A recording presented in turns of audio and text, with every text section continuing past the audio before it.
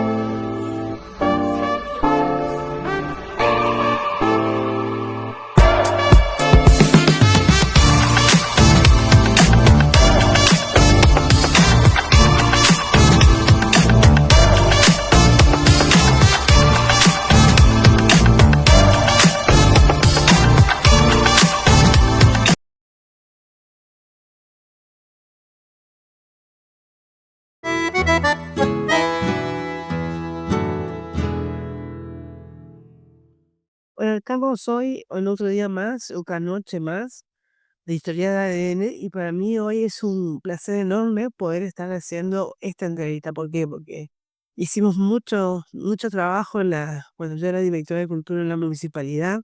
Hicimos un ciclo de más de 200 videos contando la historia de Cruzú. Y yo siempre quise que este señor que está al lado mío esté en esa entrevista. Pero no podía hacerlo porque por una cuestión, ética, no podía llamar a mi tío, no lo podía invitar. Pero ahora como soy propia jefa de este programa, tengo el gusto de estar con mi tío, Hugo Taramona, que en todos los las cumpleaños que lo juntamos tiene una historia diferente para contar. Una historia de vida muy interesante, pero también sobre todo una historia que refleja la historia viva que tiene nuestra ciudad y nuestra nuestra gente. Hola, tío, ¿cómo estás? Muy bien, Virginia, muy contento de participar en tu programa, que creo que va a tener mucho éxito. Bueno, tío, contame, ¿cómo se llamaban tus padres? Papá se llamaba Eduardo Talamona, mi mamá se llamaba Dora Ramona Villalba. Toda familia antigua de Cruzú, sobre todo los Villalba. Papá también, bueno, ellos se criaron allá en cuarta sección Cruzú Cuartel, cerca de Perú del Río, por ahí se criaron. Y después vinieron a la Cruzú y este, pusieron carnicería, tenían carnicería, Talamona Hermano tiene una carnicería. Y después empezaron a comprar unos pedacitos de campo por acá y hicieron un campo, tuvieron un campo acá, en la zona. Eran productores ganaderos. Esa es la historia más o menos de inicio del apellido de Talamona. Y tío, contame cómo fue, o sea, la educación que hay ahora en Curuzú, que es una ciudad casi universitaria, que ahí puedes estudiar carreras universitarias, terciarias, que podés elegir el colegio donde va a ir la primaria, donde va a ir la secundaria, salir, cuando tenés ciertas opciones para elegir la educación de hoy en la actualidad de nuestros chicos. En tu época, ¿cómo era eso? No existía, ¿no? No, en mi época había la escuela primaria, la secundaria también, pero la escuela primaria principal era la escuela Centenario, la escuela Belgrano, la escuela Sarmiento, y bueno, no sé, creo que una escuela de Villa del Parque, y eso nomás, con muy buen equipo de docentes de vocación, que se ocupaban de los alumnos.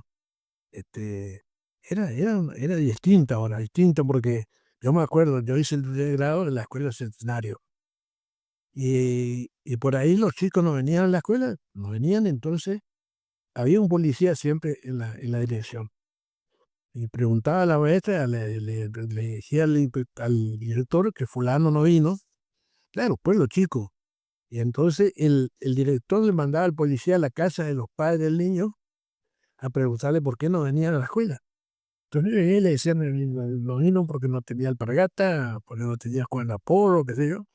Entonces le entregaban un guardapolvo y el alpargata para que alpargata. Y era así, la educación era así, y los maestros muy buenos maestros, se ocupaban, se preocupaban por los alumnos. Si el alumno no funcionaba bien en el aula, a veces le hacían ir a la casa para seguir el estudio. Muy bueno, muy bueno, Beto, muy bueno. Tío, después de que terminaste los estudios acá en Curuzumpatías, ¿qué seguiste? No, yo no terminé los estudios, dejé el Colegio Nacional en el cuarto año. Y ahí se me ocurrió irme a la escuela de gendarmería, escuela oficial de gendarmería, la escuela Güemes, que está en Campo de Mayo. Y me fui, me inscribí, tuve que rendir para ingresar.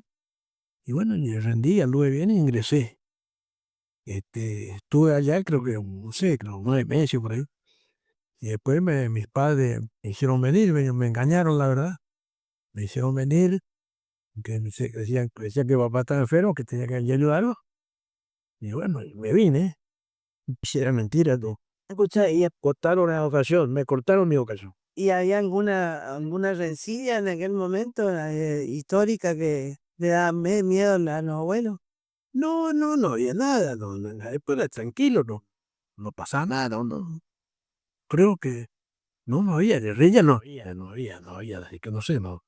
No, no, era nada más que porque no querían que yo sea gendarme. Yo quería que te venga a campo. Y bueno, y me vine.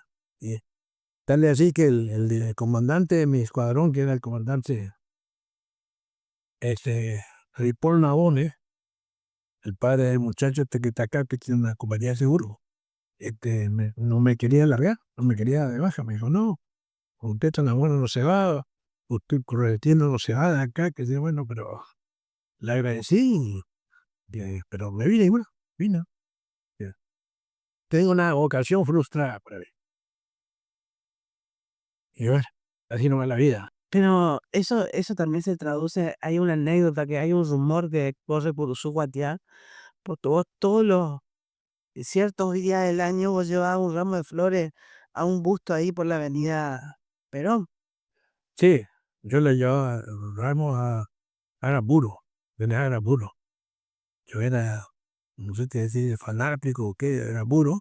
Y bueno, yo le rendía un homenaje a él y ya le seguí. El día que lo mataron, nadie le rendía homenaje. Tal vez que después que, cuando la municipalidad resolvieron arrancar el gusto, hubo un grupo de gente que me involucraron a mí, pero yo no tuve, que sacaron el busto y lo llevaron. Fue un 23 de marzo, el día antes del día de memoria, no sé cómo se llama. El busto lo sacaron ahí y desapareció. Y me echaba la culpa que yo era. Yo no fui. No fui. Esta vez no. No fui yo. Tío, eh, antes era difícil tener su propia decisión cuando eran jóvenes, ¿no? Sí, no era fácil. Los padres no querían, menos en casa no querían, pero yo dije, no, yo me voy. Bueno, yo tenía 17 años y me fui con 17 años y esto ya te digo, fue mi vocación frustrada. Pero bueno, Pero después hiciste carrera acá en Cursú, fuiste una persona destacada, convocada, porque fuiste concejal en la década de los 80 por el Partido Autonomista. Y vamos de paso a hablar del partido, de terminar un poco las elecciones. Vamos a hablar un poco de nuestro partido querido, si te parece. sí, yo fui, toda la familia eran autonomistas y bueno, yo por supuesto autonomista también. Y bueno, y milité en el Partido Autonomista de joven. Y bueno, y después me convocaron para concejal. Y fui concejal el suplente, un periodo, el doctor Ribón, y renunció porque se fue un cargo a corriente. Y yo cumplí la suplencia en 2 años. Después la otra elección sí fui electo y fue 4 años más. Bien, buen consejo deliberante, pobre, pero bueno, buen consejo deliberante. Estuve con el doctor Duarte, los padre del muchacho Duarte, doctor Benjuy, este, eh, doctor Fernando Duarte Herro, está Walter Pasarelo, mm, Turla, bueno, Agripino Cáceres, Roberta Daime, no me acuerdo, varios, Paventi, y bueno, otro no me acuerdo. Susana Vallejo también estuvo, Susana Vallejo, por el Partido Autonomista, ¿no? Y Lance Bravo, fue presidente del Consejo Liberal. Un lindo grupo de gente que trabajábamos totalmente de acuerdo, ¿viste? Y respaldábamos las cosas que había que respaldar, y era así. Y bueno, fueron lindos. ¿Cómo era el partido, tío? ¿Cómo era el partido? Porque con mi hija llenaba multitudes. Yo me acuerdo, claro, pero haber revisado unas fotos ahí de la abuela, que era una multitud, sacaban fotos panorámicas, era muy bueno. Era un partido muy popular, sobre todo en la gente humilde, claro, muy popular. Y la vieja política es como ahora, ¿viste? Vos decís, bueno, no, sí, antes repartíamos nosotros bolsas para la elección, y resulta que ahora también reparten, o sea que tienen no sé, sus clientes políticos, y en otra época también era así, se repartía carne, se repartía azúcar, palenta los días de la elección, ¿viste? Era una mala práctica, pero bueno, se hacía en esa época y así se sigue haciendo ahora, así que no hay ni una novedad. Este, y bueno, después yo me acuerdo que era una barbaridad. Ganaba el partido, por ejemplo, y los policías se le echaba a todos los policías, quedaban nada más que lo que estaba por jubilarse. Era un policía nuevo que le ponían la gorra y el machete y la pistola y chao, ya era policía. Era así. La municipalidad es lo mismo, ¿no? A veces pegaban una limpieza que no quedaba casi nadie. Y era así, cada partido político venía radicales de afuera, venían los autonomistas liberales de afuera. Y bueno, era así. Lamentablemente era así, ¿no? Porque no tenía que haber sido así, pero bueno, era así. La política y eso. Pero habían otros caudillos, eran otros, ¿no? De lo que hay ahora, tío. O sea, estamos. No, eran no sé cómo te iba a decir, porque mi papá era caudillo, caudillo sin una pretensión de nada, nada más que por, y lo mismo que mamá, sin una pretensión de nada, eran, no sé, eran políticos nomás, pero vendría a ser medio caudillo, así medio puntero, ¿viste? Porque no, nada. Por supuesto, se hacían. Yo siempre cuento que cuando se repartieron las casas esas de los barrios, manejamos nosotros la entrega de las casas, eso es la realidad. Estaban todos por puntaje, qué sé yo, por los hijos que tenían. Y cuando llegó la orden de entrega, dicen, de corriente, ordenaron, manden la lista. Y mandamos la lista. Yo me acuerdo que entregué creo que 5 casas. Lo único que yo tengo la tranquilidad que yo entregué a gente que podía pagar. Porque hubo gente que entregaba a gente que, por favor, pero bueno, son todo cosas de la política mala, ¿no? Y después ahorita que hubo como el gran quiebre, la gran división del Partido Autonomista fue cuando Tato Romero Félix se dividía del partido, ¿no? Sí. Y bueno, yo estuve con Antonio Romero Félix, que éramos muy amigos. Una cortaba la casa de gobierno, pero le cantaba las 40, le dije más una vez, o las barbaridades que se hacían con los literarios ñoquis. Yo una vez estuve en casa de gobierno y le dije, es una vergüenza, digo, que tengamos en Cruzuco hasta 11 amigos ñoquis. Digo, eso no es una vergüenza, no, quédate tranquilo, podamos arreglar, me decía él, pero no, eso no me gustaba, ser así. Ñoqui, ñoqui, 11 ñoquis. Cobraban algunos en Curuzú, algunos iban a cobrar con esto. Y bueno, sí, eso siguió también, porque en la época del radicalismo también había gente que cobraba y era la política así. Que ahora eso es no sé si hay más, no sé, no tengo conocimiento. Y después, robo la municipalidad, por ejemplo, venía una bandera. Yo en mi época no supe nunca que se robó nada en la municipalidad. Sorribe, Grela, que no era Candia, Borderes, eran intendentes de primera, sí. Tiene una novedad, la gente no comentaba nada, ¿eh? Con distintas horas vivirista de fatalidad que yo, bueno, no sé si es cierto o no, pero a la gente habla. Sí, totalmente. Tío, bueno, me gustaría contar, bueno, pero ¿sabes qué me hace ruido? Porque dice que mamá te llevaba, que vos le llevabas, vos estabas vestido de militar, asignado al general de acá de Purusú, ¿Eh? y eso, Pues, bueno, el chofer, y eso fue en el servicio militar, ¿o sí, güey, eso fue servir militar cuando hubo el enfrentamiento entre los militares entre azules y colorados. Onganía contra los otros militares, así prácticamente a la rama de caballería del ejército contra los otros. Y fue un movimiento bravo, porque Onganía en ese entonces juntó 10.000 hombres en Campo de Mayo. Y de acá salimos, me acuerdo, el 21 de septiembre, o sea, que requisamos camiones, autos, camionetas, lo que había para ir a Buenos Aires. Pero yo no fui, no llegué a Buenos Aires, mis compañeros se fueron todos a Buenos Aires en un puente aéreo. Y yo llegué hasta Oliver Tree y me quedé ahí con la columna de vehículos. Pero fue un movimiento muy grave y muy peligroso, muy feo, pero bueno, no pasó nada más que creo que hubo un pequeño enfrentamiento en la Marina y el Regimiento Magdalena, tanque, ya, esto de tanque de Magdalena. Ese es un enfrentamiento, que hubo algunos muertos, pero no es más nada, tranquilo. No, fueron movimientos medio feos, ¿viste? Guruzú siempre, vos sabés que una de las cosas que, bueno, yo conozco la historia de Guruzú Patia desde que se fundó, es fácil rastrear eso porque estuvo Horacio Julio, René Bordere, rastreando las historias, rastreando la historia para contarnos y tener documentos donde leer. Pero hay una historia que va desde el 1810 hasta la actualidad que está en el recuerdo de la gente, como esto que acabas de contar. Em, ¿Qué pasó en la Revolución Libertadora, tío, acá en Cursú? ¿Es cierto que acá fue el primer levantamiento? Fue uno de los primeros, fue Cruzó Cuartea y Córdoba. Eso fue, hasta yo me acuerdo perfectamente bien, fue el 16 de septiembre del 55, que yo me acuerdo que ese día yo tenía examen de matemática y estaba muy bien preparado para ese examen y, y salí de casa temprano.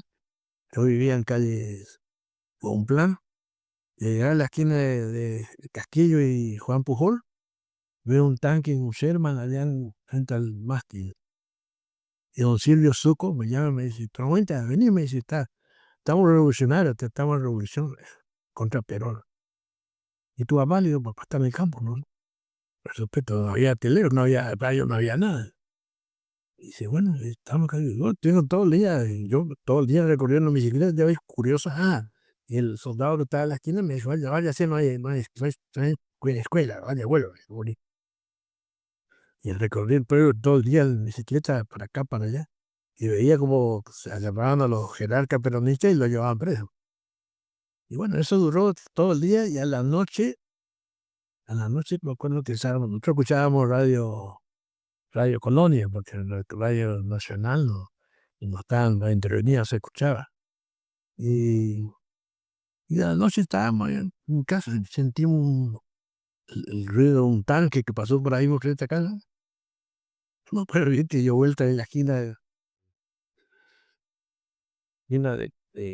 Valverde, Castillo, y había un camión regador que pusieron ahí en la esquina atravesado, un camión regador viejo, ese con tanque.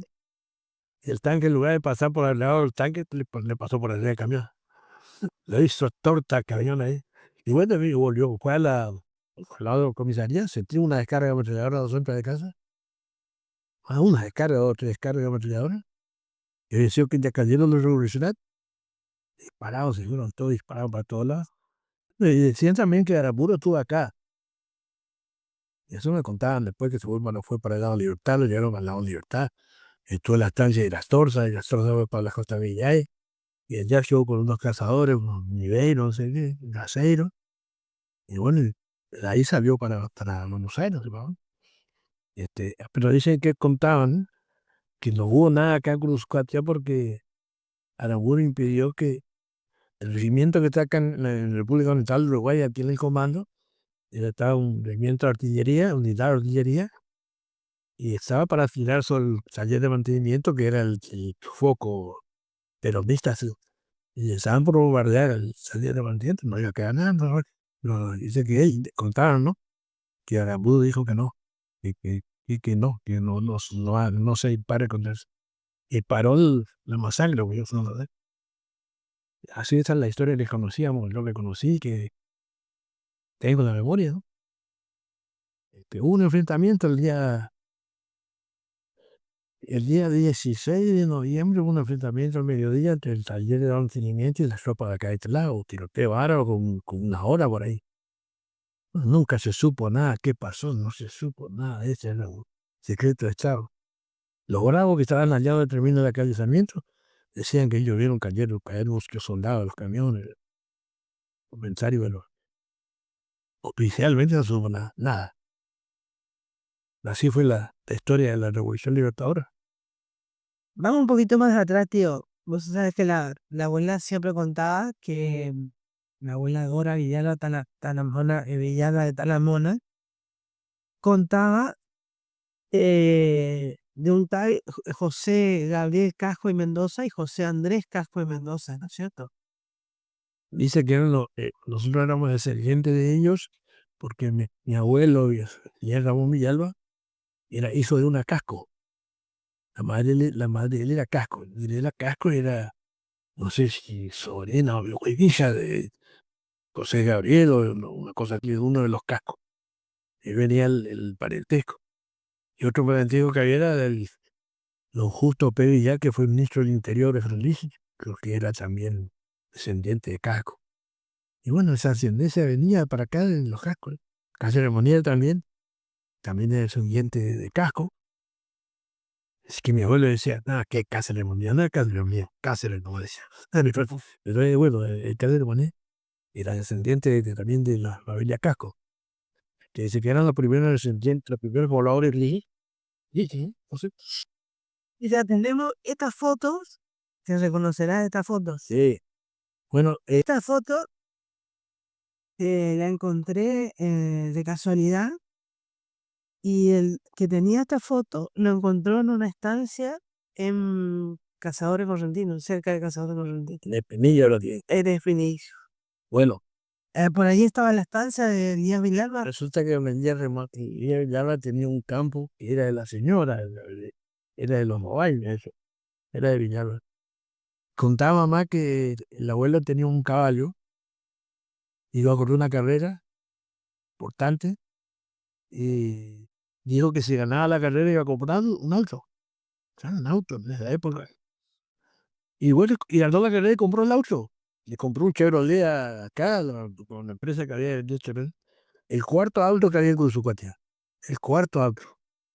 Y con ese auto, aunque yo a mamá me dejara a los 16, 17 años, me dejaba el auto, un Chevrolet. En la década de 1920 más o menos. Sí, por ahí, modelo 20 y pico sería el auto, 28, 29, no sé, por ahí. Chevrolet. Sí, famoso el abuelo. Bien.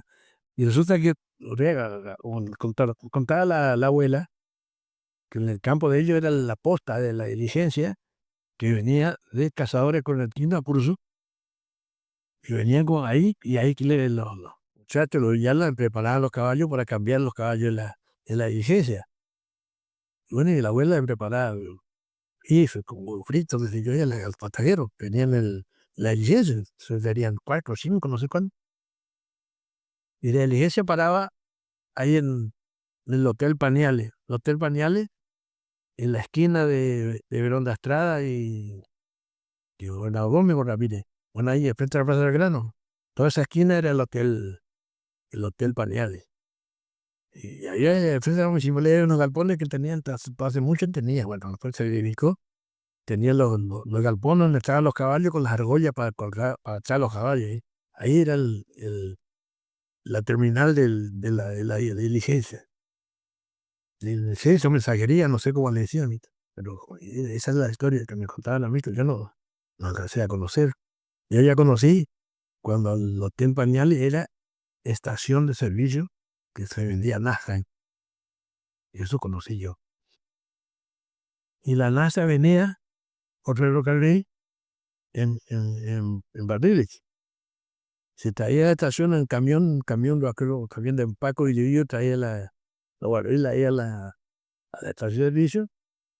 Se cargaba y iban a rodar por la cota del cordón de la vereda y descargaban los barriles, los tambores, eso en el tanque del surtido.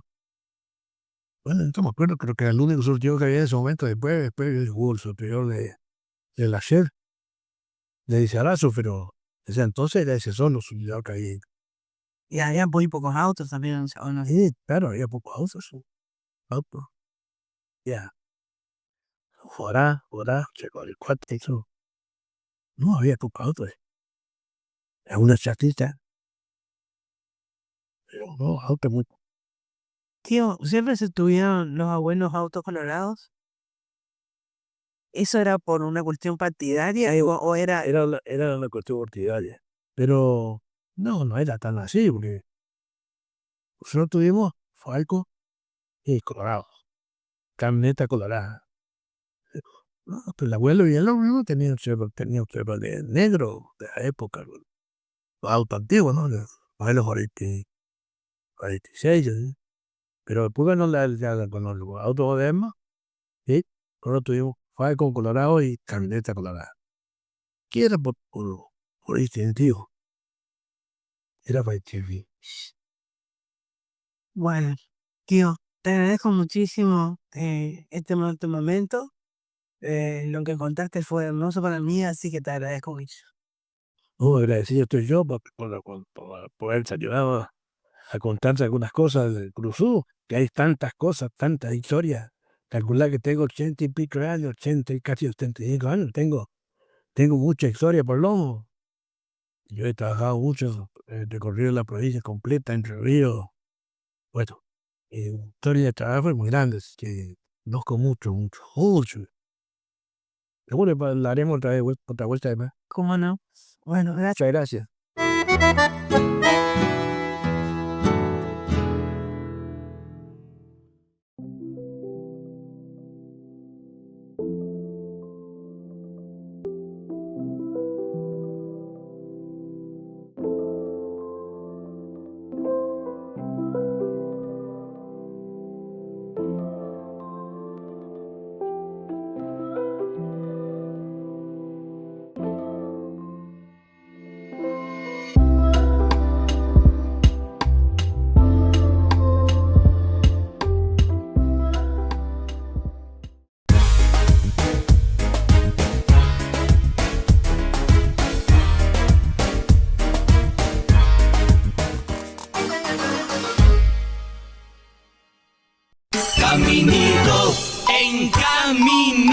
En Caminito Supermercados vas a encontrar la variedad de todo lo que buscas al mejor precio. Y atención, porque esta temporada tenemos las mejores promos. Caminito Supermercados tiene todo lo que necesitas. Más variedad, más servicios y los precios más bajos. Venga contento y llene su carrito con Caminito, feliz de Caminito. Caminito, el caminito de la gente y además un supermercado bien argentino.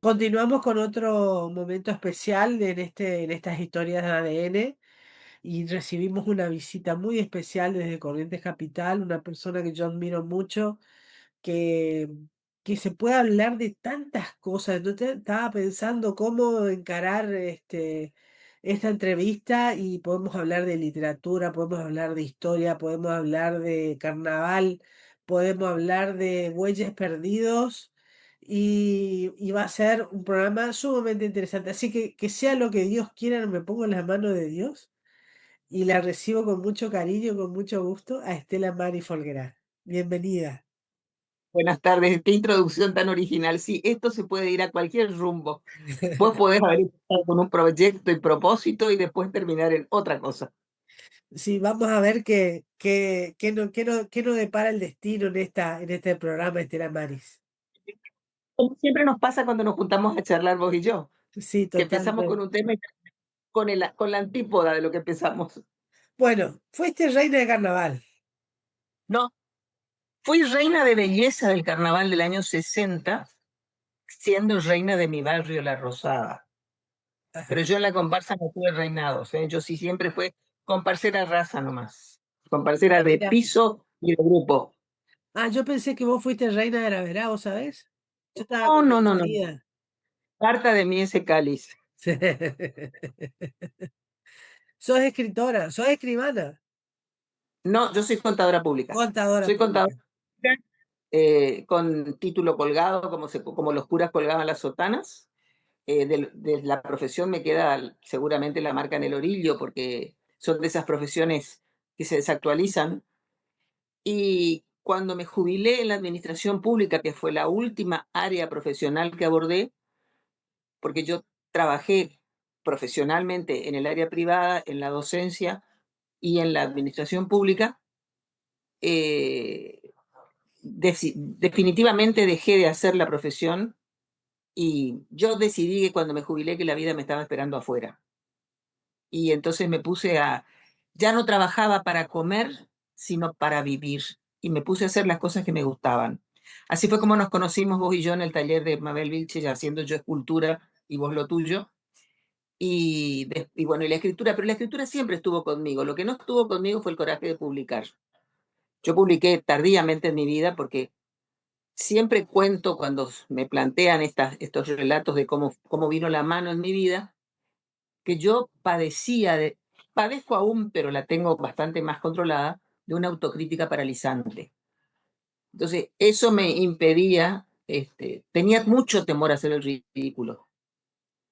Y como tenía un hermano que era tan grande en lo que hacía en literatura, él no tenía esa intención ni ejercía sobre mí ninguna presión para que yo no hiciera lo mío. Pero tal vez inconscientemente eso inhibía mi decisión de publicar. Tal vez. Y solo tal vez. No ¿Cuándo? lo tengo claro.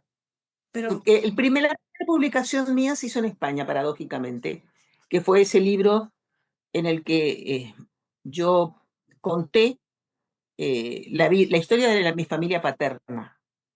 Que mi familia paterna, como ya conté muchas veces y tal vez lo haya contado también en alguna nota Curuzú, vino con Vicente Blasco Ibáñez en 1910 y 1911, una parte en el 10 y la parte en el 11, a fundar la Nueva Valencia, que fue la primera y única colonia organizada como tal que tuvo la zona de Corrientes capital y una de las pocas que tuvo Corrientes provincia.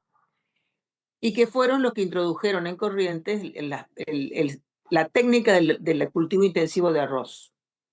mira, Mi padre tenía 4 años y así comienza nuestra historia en Corrientes, en esa época.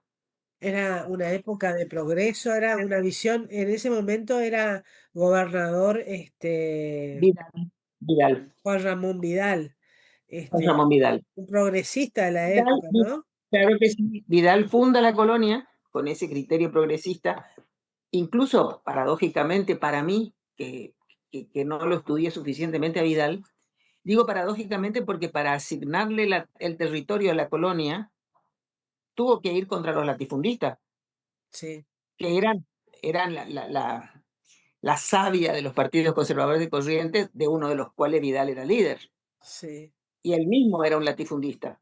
De manera que era muy paradójico, pero Vidal tenía esas paradojas. Y bueno, y fue nacer con Vidal y morir con Loza, la colonia. claro, Porque como se usaba, el que venía después, a ver, cuando estaban en pacto no pasaba nada, pero cuando estaban despactados se odiaban cordialmente. Entonces el que venía después tenía que destruir todo lo que había hecho el que estuvo antes para después hacer todo de nuevo. Y una de las cosas que cayó en el gobierno de Loza, que por cierto, de acuerdo con lo que yo estudié, fue uno de los gobiernos más desordenados de la historia de Corrientes, fue la colonia. Y ahí se dispersaron los valencianos y cada uno hizo su vida.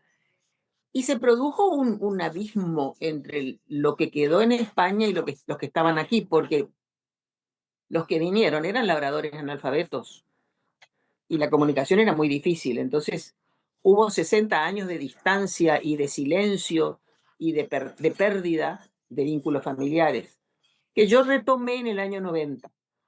Y a raíz de que retomé en el año 90 esos vínculos, escribí una carta a un primo contándoles cómo había sido nuestra historia y me dijo rápidamente mi primo, esto tiene que ser un libro.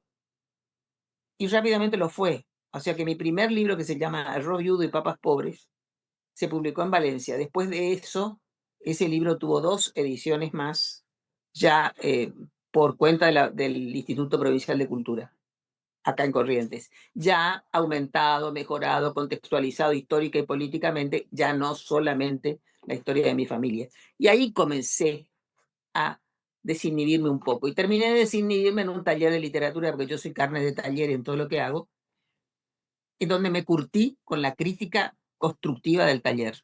Y ahí sí, ahí rompí con mi prurito de esconder y salí a mostrar.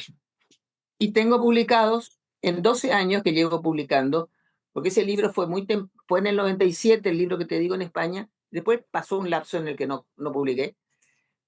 A lo largo de 12 años más fluidamente, los últimos 12 años, publiqué con Moglia prácticamente todo lo que publiqué, unos dos. Este libro que está saliendo ahora, que creo que es el número 13. qué maravilla. Ficción, Qué mayormente bueno. ficción. Bueno, Y a Review de Crónica. contame un ¿Cómo? poco tu relación con la palabra, cuál es el eje, como contaste, primero tomaste tu historia personal, tu historia de la familia, y después eso, dónde te llevó? ¿Dónde te llevó la literatura? Bueno, a ver, hay 2 vertientes indudablemente en mí. Una es el apego a la familia y a mi país de la infancia, Yo le llamo mi país de la infancia a lo que sucedía en esta casa en mi infancia, que está muy contado en este libro nuevo, porque volvía a ese tipo de crónica. Y la ficción, porque yo siempre digo que yo comencé a escribir antes de saber escribir, porque yo era analfabeta aún e inventaba historias. Siempre hablé sola y en voz alta. Y me contaba historias, no sé, a gente que yo veía que me rodeaba. Ojo, no estoy diagnosticada psiquiátricamente, puede haber, puede haber algo ahí, pero yo siempre estaba con gente que solo yo veía, o gente fantástica, porque no era gente real, que andaba conmigo por el fondo y que yo creo que todavía andan por ahí. Y con esa gente yo inventaba historias, hablando sola. Otra cosa que hacía cuando iba al cine, yo cuando regresaba a casa ya venía cambiándole el final a la película o cambiándole alguna instancia a la película y seguía en casa cambiándole, cambiándole y armando versiones nuevas de la película para mí. O sea que yo siempre digo que yo invento ficción desde antes de sistematizarlo en la escritura y de saber escribir. De manera que la ficción estuvo siempre ahí conmigo. Yo era muy imaginativa, por ejemplo. Yo estaba convencida de que yo volaba, no muy alto, ¿eh? Yo volaba ahí nomás bajito, pero volaba. Tanto así que cuando publiqué mi primer libro de cuentos, cuando Leo decidió que eso valía para hacer libro, Leo Moglia, lo único que le pedí, porque yo estaba sumamente asustada con lo que estaba haciendo, fue que en la tapa estuviera una niñita que volara. Y de hecho está la niñita que vuela. Leo me concedió el pedido y la tapa de ese mi primer libro de cuentos, una niñita que anda volando por ahí. Y bueno, esa niñita que vuela, como nos pasa a todos, ¿no? Que ese niñito siempre está ahí, en alguna parte aparece, en alguna parte está. Creo que es la que inventa todo lo que yo escribo. Contame, Así está. Maris, tu relación. Vamos a hablar un poco de carnaval. Vamos a hablar de carnaval Mira, y eso fue después muy... vamos a volver después a la literatura para cerrar la entrevista, pero este, a mí me parece, yo una vez te pregunté en aquella época de Mabel Vilches, del taller de los sábados a la mañana, de pasar de las 9 hasta la 1 y hasta el mediodía. Yo intuía algo del carnaval que se vivía como un resurgir, un fenómeno. Y yo le decía, yo te preguntaba a vos, ¿qué era esa pasión? Yo no entendía cómo la gente gritaba su Es que no se compás, entiende, cómo... es que no se entiende, se entiende. Si no estás ahí adentro, no se entiende. Eh, yo creo que ahí se vive de dos maneras, ¿no? Una es, lo pienso ahora que soy mayor y que tuve la posibilidad de ver al carnaval desde dos lugares diferentes, o tres. Primero lo vi como comparsera metida, y yo digo comparsera metida porque yo al segundo año de entrar en la comparsa ya estaba involucrada en la cuestión vestuario, en la radio metida, escribiendo gacetillas y tenía 17 años o 18. Esa fue la primera mirada. La segunda mirada fue como lo que llaman dirigente, pero que no es un dirigente, en realidad es un coordinador de todo lo que involucra la producción, la puesta en la calle de una comparsa. Y después, cuando me fui, que me fui en el 2005, Rafael Costa me convenció, porque yo no quería hablar más de carnaval. Rafael Costa me convenció de participar en un programa que él hacía a la siesta sobre carnaval, con una columna de carnaval. Y yo lo que le puse como condición es que yo no, porque hasta ese momento, y ahora ha vuelto a ser así, los programas de carnaval, que son siempre siesteros, son muy, están copiados de los programas cholulos de Buenos Aires. O sea, van al chisme, a la cosa pequeña, a lo que yo llamo, lo que llamamos unos cuantos que estamos dentro del ambiente, la roña del carnaval. Que como todas las actividades que convocan actuaciones y destacaciones, valga el neologismo, hay mucha, porque hay mucha competencia, hay por ahí algún envidiosillo que surge, uno que no está satisfecho con el lugar que le dieron, un papá o una mamá que opinan que no tiene la hija el lugar que debería tener. Y entonces esa roñita se genera. Y de eso se ocupan los programas de carnaval. Yo le puse como condición a Rafael elevar la puntería en la mirada sobre el carnaval, porque era un desperdicio que no se usara la radio para transmitirle a la gente todo lo que involucraba poner una comparsa en la calle desde el punto de vista artístico. Porque ahí la comparsa reúne y convoca, amalgama muchas disciplinas artísticas. Está la plástica, está la música, está la danza, y en la plástica tenés escultura, tenés diseño, tenés manejo del color, tenés manejo de materiales, tenés o no tenés innovación, tenés o no tenés creatividad. Entonces, hay demasiada cosa hecha en serio en el carnaval como para que se desperdicie el tiempo de radio en lo frívolo, en lo vacuo y en lo vano.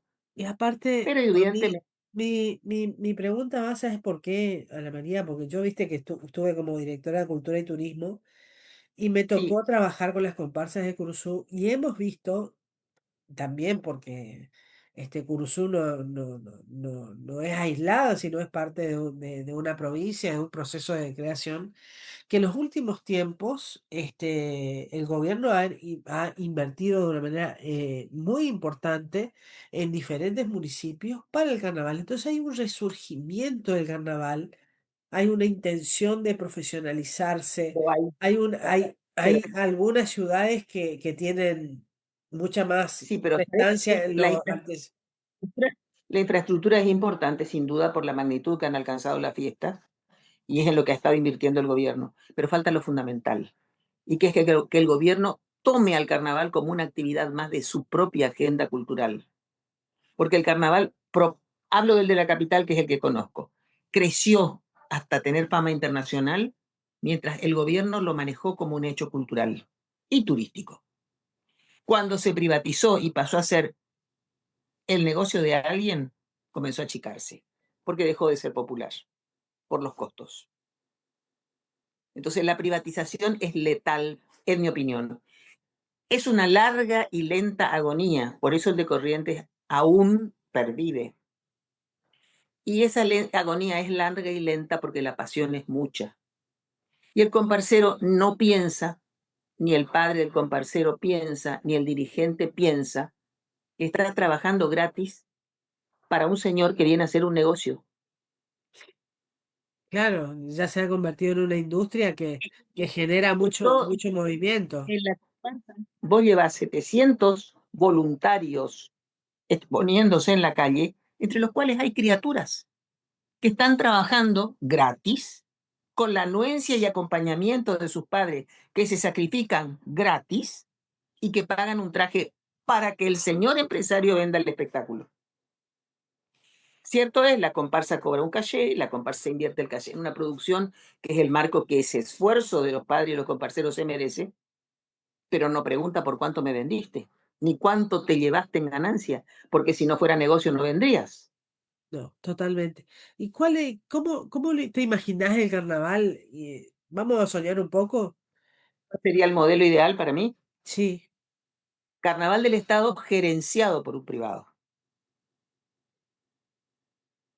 El carnaval controlado por el Estado gerenciado, es decir, que la gestión comercial la haga un privado, pero con un contrato que tenga un monto fijo. Yo te contrato por 40 millones de pesos a vos, te estoy diciendo un disparate que no sé, a esta altura del partido ya no sé si eso es poco o mucho, Cristina, Virginia, te contrato por 40 millones y vos armame el carnaval, pero yo controlo la recaudación porque esto es un hecho cultural de la provincia.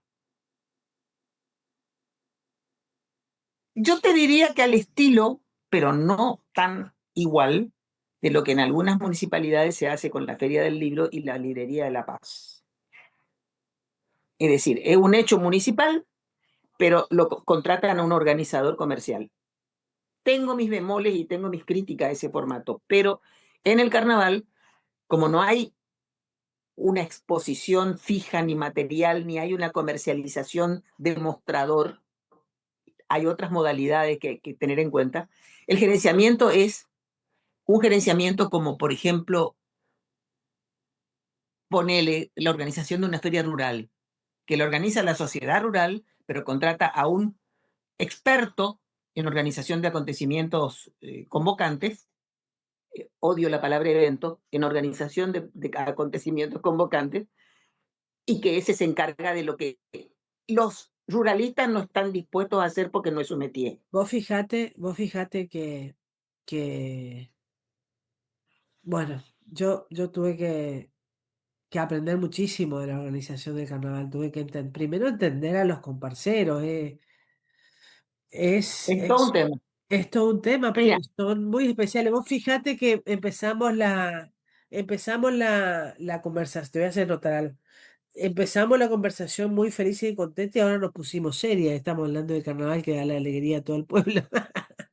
Pero y ese es bueno, un pero que tema, ¿no? el carnaval se hace para divertirse, pero se hace en serio. Sí. Se hace para divertirse, pero se hace en serio. Es la única manera de hacerlo.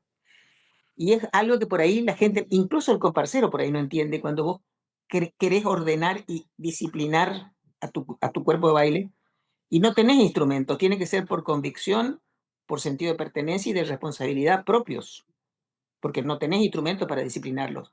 Pero el dirigente de comparsa, que para mí es un comparsero más, porque para mí comparsero es el que dirige, el que conduce, el que se responsabiliza, el que se compromete, el que toca, el que baila, el que todos son comparseros.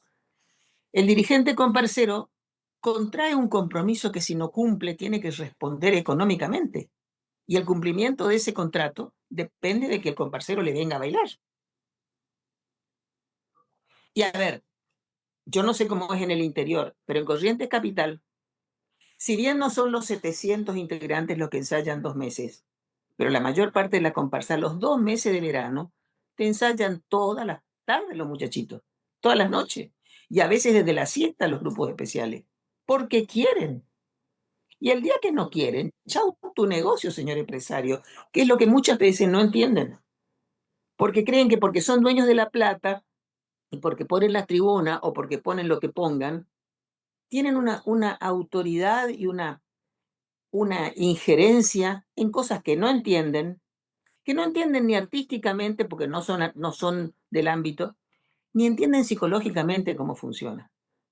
Porque cuando vos manejas 700 chicos de distintas edades, porque van desde 50 años hasta 5, que vos no criaste, que vos no bautizaste ni vacunaste, tenés que tener un amplio cerebro para abarcar eso.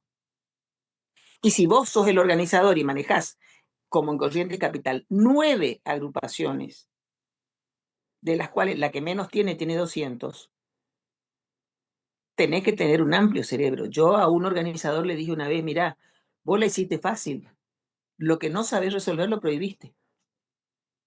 Pero entonces eran más las prohibiciones que las permisiones.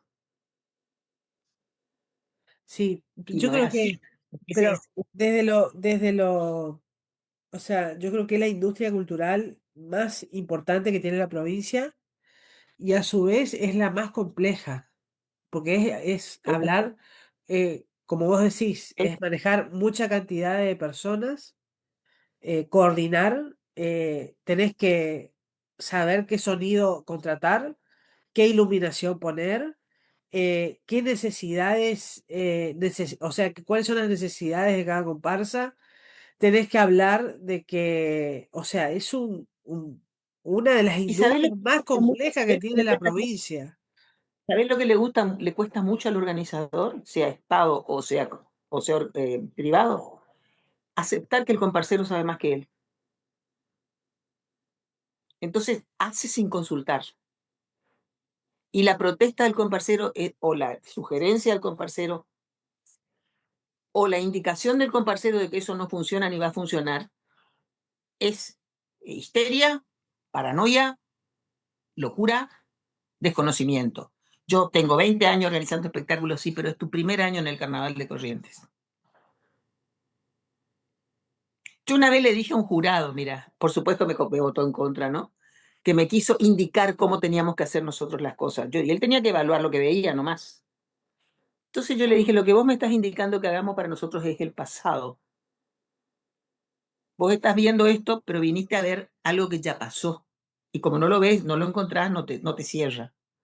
Me dice, pero bueno, pero tienen que escuchar al jurado. Le dije, sí, yo te voy a escuchar. Cuando vos te pares en la esquina de Corrientes o de tu ciudad, toques un silbato y vengan 500 chicos a ensayar 2 meses y a salir a que vos lo juzgues. Ahí te voy a escuchar.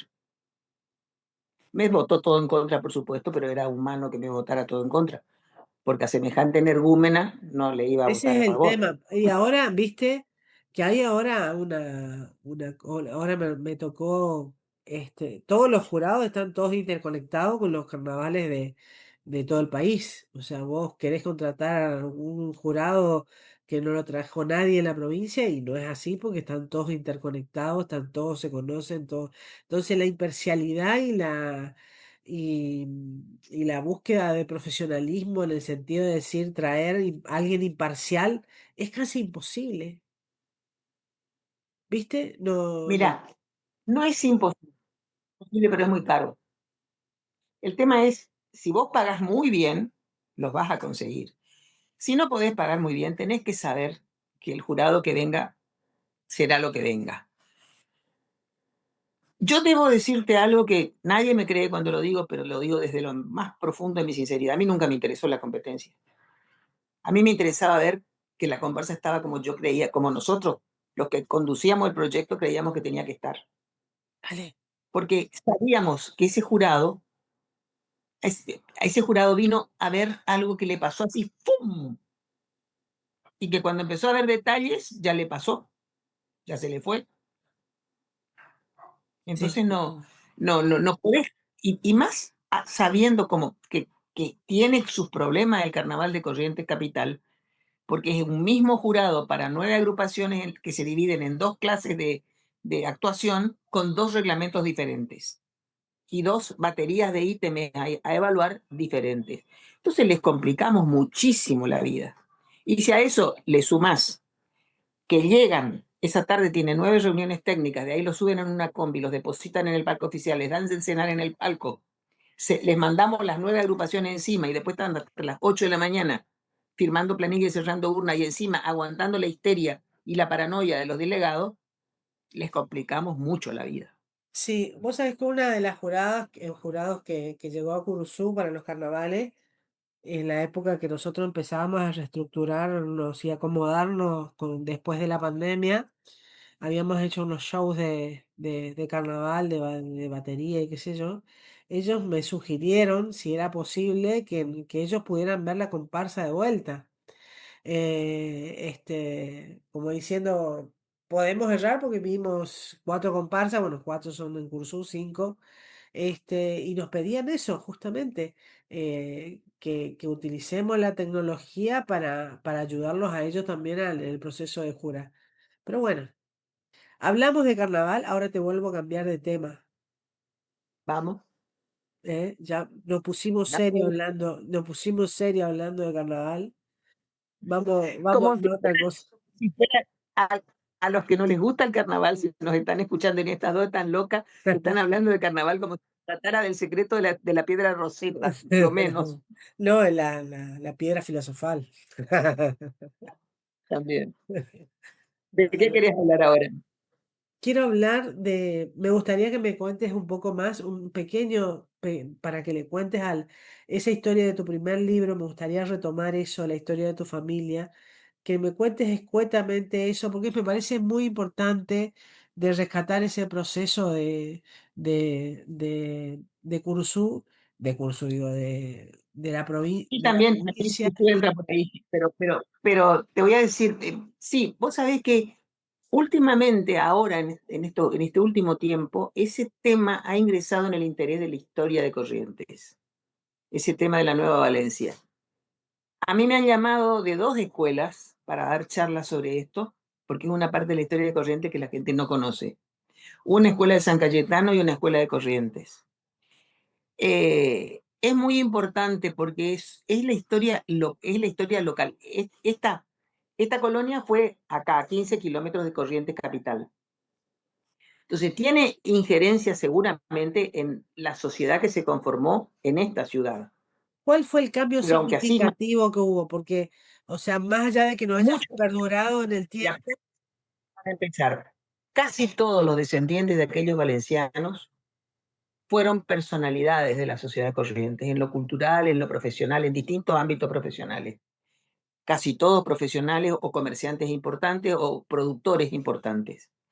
Hubo alguna pequeña diáspora hacia el interior. Yo tengo registro de familias que fueron a Mercedes, de familias que fueron a General Paz, de algunos que se volvieron a Valencia, pero la mayor parte quedó en Capital. Y de ellos proviene el hecho de que la paella está incorporada al recetario correntino como un plato típico. Nosotros cuando tenemos que festejar algo que sea muy convocante de mucha gente, recurrimos a la paella. Mira, Y viene de ellos. En Riachuelo, que es donde más influencia tienen, que la plaza se llama Vicente Blasco Ibáñez, la escuela se llama Vicente Blasco Ibáñez, queda como secuela de la paella el concurso del guiso de arroz, que no es el guiso de arroz correntino típico, es un guiso de arroz que es muy parecido a la paella, con algunas variantes, pero es muy parecido a la paella.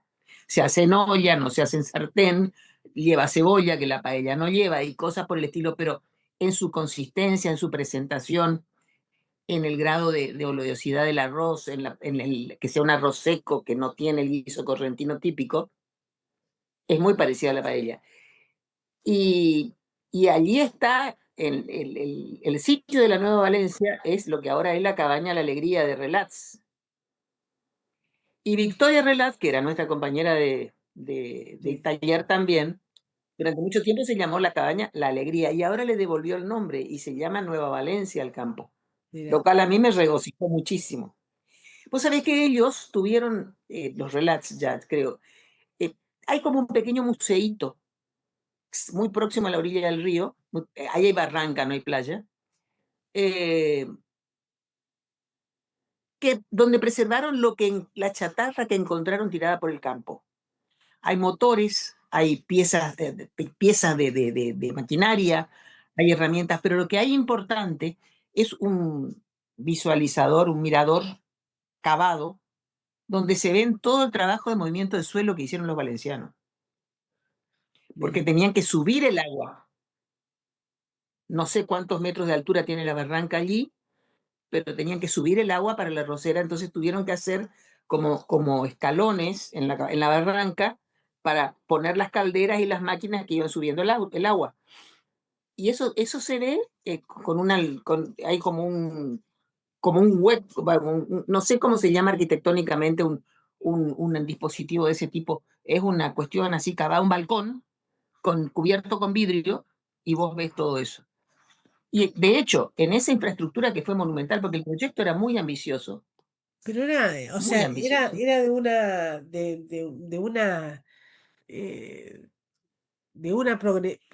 un progreso para esa época que no existía. Proyectada una escuela técnica y una fábrica de conservas, porque ellos iban a hacer arroz y huerta valenciana. Entonces iban a hacer conservas con la producción de la huerta valenciana. Llegaron a hacer una campaña de arroz. Pero lo que contenía ese proyecto de progresista es que al cabo de tantos años, 2, 3, 4, de trabajar la tierra, el, el labrador podía acceder a la propiedad de la parcela. Entonces, era una revolución agraria a 15 kilómetros de Corrientes, ahí bullente, que no le convenía a nadie Y no, del establishment, digamos, sí. con el agregado Yo me de que en su imagino mayoría. que, me imagino, yo me acuerdo lo que pasó Tomsky con la donación para deliberar de su reserva natural, lo que generó en el ambiente ganadero, que me imagino que en esa época habrán sido unos cucos esto terrible para la sociedad ganadera de la Y, época. y además, claro, sí que eran unos cucos terribles y tenían otro condimento, que en su mayoría no eran practicantes católicos, porque seguían ideológicamente a Blasco Ibáñez, que Blasco Ibáñez era por lo menos un agnóstico, sino un ateo. Mira, Y ahí se terminaba toda posibilidad de diálogo ya en esa época. totalmente. Bueno, muy lindo Socialoide, esto. socialoide de ideario y críticos anticlericales, porque lo que eran anticlericales. A lo mejor no eran totalmente agnósticos ni ateos, pero eran anticlericales. Entonces, mal iba la cosa. Tenemos 3 minutos, Yo te voy a leer Estela el Maris. encabezamiento que vos me pediste que te lea. Te hago un introito breve. Este libro, del cual esta es la galera, que es lo único que tengo, que se llama El legado de los fuegos, es una biografía desordenada en función de los sabores y recuerdos de comidas de mi infancia y adolescencia. No son recetas porque yo no sé cocinar ni un huevo duro, pero te voy a leer cómo comienza, porque está muy focalizado no solamente en lo que comíamos, sino en lo que se cocinaba y quién cocinaba, de dónde provenía la receta. Y el primer capítulo, que es lo que te quería, lo que cuando me dijiste que te leyera, pensé que te iba a leer, las uruguayas francesas de Curuzú y Yeya. Mi mamá era curuzucuateña y se ponía de pie cuando se nombraba su pueblo, aunque la sacaron de él poco antes de cumplir un año. Mientras vivieron sus abuelos y tías abuelas, iban allá con Tatana, otra curuzucuateña irrenunciable, que se vino a Corrientes en 1919 para ayudar a su hermana Emilia, mi abuela. Mis abuelos, Emilita y Pedro, se establecieron en Corrientes cuando él fue llamado por Josefina Conte para organizar y dirigir el área de música de la recién fundada Academia de Bellas Artes. Mi abuela maestra venía a ejercer aquí su profesión y para atender a sus hijos chiquitos la acompañó Elvirita, la hermana soltera, que los crió y les dedicó su vida entera y a la que ellos rebautizaron Tatana. Los recuerdos de Curuzú, los amigos, los nombres, algunos muy peculiares y extraños, los apellidos, los apelativos, los personajes populares, eran tema de conversación constante en las sobremesas y se instalaban cuando mi tío Raúl venía desde Mendoza a ver a su hermana mayor. Te agradezco mucho, Estela Maris. A vos, Virginia, porque por tu interés en lo que yo hago e hice en la vida y por tu tiempo. ¿Qué hiciste con la colección de pesebres? Un día publiqué en Facebook, regalo mi colección de pesebres, pasen a buscar, y pasaron a buscar y se la llevaron. Quedó el correntino en el Museo de Bellas Artes y 8 hechos por mí en el Museo de Manos Correntinas. Y algunos que guardé porque mis sobrinas me dijeron que guardara, pero nunca los vinieron a buscar, están por ahí. Yo no me quedé con ninguno. No te quedaste con ninguno. Bueno, eso No, queda en el legado cultural de Corrientes Capital.